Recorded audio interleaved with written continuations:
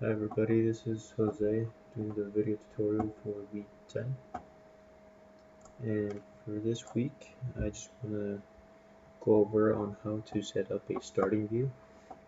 It's something pretty basic and simple, but I think it can be pretty helpful if you have a big project, a big model you're working with, and there's a view that you want to have open every time um, you open the model, then I think it can come in pretty handy.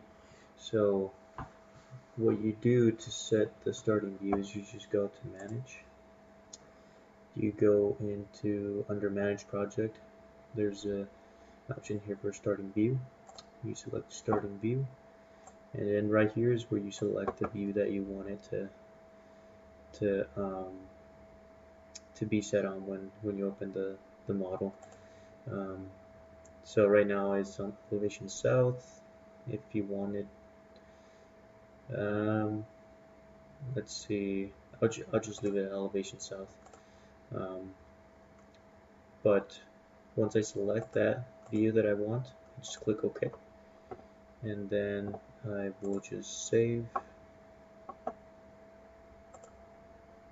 this, and then just to double check that it actually does open to that view, I'm just going to close the project and then just open it again,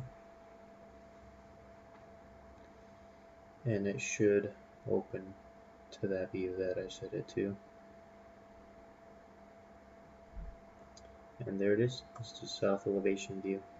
So yeah, just to go over it again, you just go to manage, under manage project, starting view, and then you just select whatever you want, whatever view you want to have open when you open your model.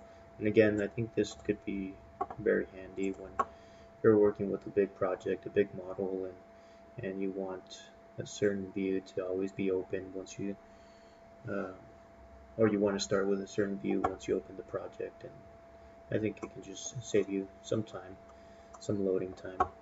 So yeah, that was a brief tutorial for this week, and thank you.